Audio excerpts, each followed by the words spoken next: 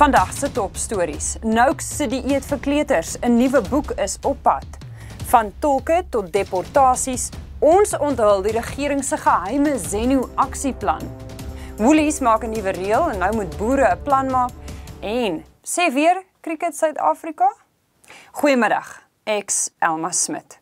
Tim Noukes se omstrede tweet oor babetjies op die banting dieet is maar net die ore van die seekoei. 'n Nuwe Noukes boek oor babavoeding sal in Julie op die rakke wees. Noukes het dit teenoor topstories onthul te midde van 'n mediastorm na die dieetkundige vereniging hom by die Raad van Gesondheidsberoepe verklaar het.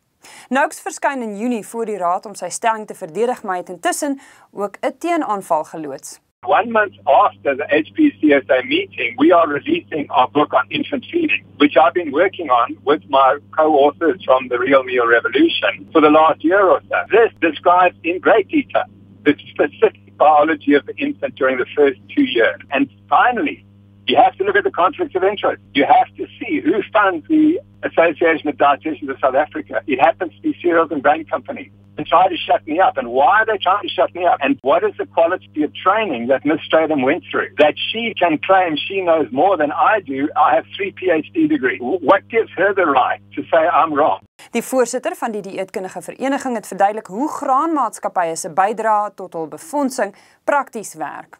We 66% funded by our members, so they should increase our member fees.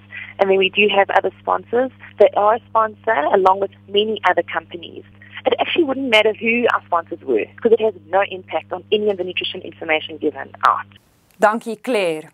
Dinsdag aand in Jeppystown, Johannesburg, 'n see van blou en bruin, weermag en polisie, waarskynlik saam in 'n stryd teen xenofobiese geweld.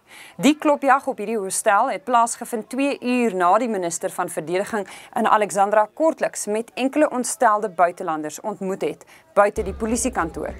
Te midde van die nuus dat die weermag ontplooi word, het Nosiviwe Mapisa en Kakula aan die groepie hoofsaaklik Ethiopiese mans gesê, die geweld is die werk van enkele kriminele. Now from what we've seen, I think that the people of Alexei are very responsible citizens and are determined to make sure that this area remains peaceful. It's just a few criminals, like in any other country, that you find a few criminals who do certain things. It's not all South Africans who are responsible. You know it, and I'm sure some of you have been here for over 10 years. So 'n mens kan nie help om te wonder nie, gee die ministers minder te kenne as wat hulle weet?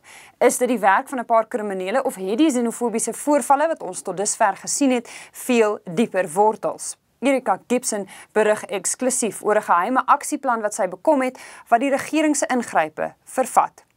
Wat interessant is van die stand is dat alles is reeds van krag. Met ander woorde, dit laat 'n mens aflei dat die regering meer bekommerd is oor die situasie as wat hy laat blyk. Daar's 4 aksietrappies.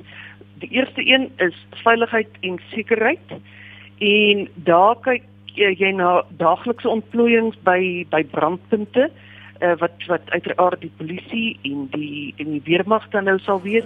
Maar dit gaan ook in baie meer detail in waar daar toegewyste howe tot stand gebring gaan word, toegewyste aanklaers, selfs tolke aangestel gaan word om sake aan te hoor en dit spoedig af te handel, waar daar aanvalle van xenofobie is. Die wat onwettig in die land is, gaan gedeporteer word. Ek dink dit is baie belangrik en ambassades word daarbey ingetrek om daarmee te help. Dankie Erika. Net roofdiervriendelike skaapvleis sal teen die einde van 2015 op Woolworths se rakke wees as die supermarkreus sy sin kry. Jakkalse, luiperds en ander roofdiere sal voorts nie met wippe, gif of valstrikke vasgetrek mag word nie. Maar watter plan kan 'n boer dan maak? Landbou Weekblad se redakteur het 'n paar voorstelle. Boere hang klokkies om hulle skape om 'n soort van geluide te maak. Boere gebruik urine en gooi dit op die heininge langs die heininge af. Daar was selfs 'n ou gewees wat ligte op sy skape se koppe gesit het wat aangaan in die nag, of van die katoggies wat op die pad is. Op die oomblik is daar nuwer metodes soos wat redelik suksesvol is in sekere gebiede baie suksesvol, soos om byvoorbeeld Anatoliese herdershonde saam met skaapkuddes te laat groot word, met minimum menslike kontak, sodat daai klein hondjie eintlik dink dat hy 'n skaap is in die trop. En hulle is nogal baie effektiewe beskermers van teen jakkalse en teen jagluiperds en teen rooi katte en so aan. Dankie Albertus. Wat's die grootste tikfout wat jy al gemaak het? Iemand het Cricket Suid-Afrika diep laat bloos en sportgeesdriftiges wêreldwyd laat guggel met hierdie handelsmerk tikfout Dinsdag by die bekendstelling van die Afrika beker T20 toernooi.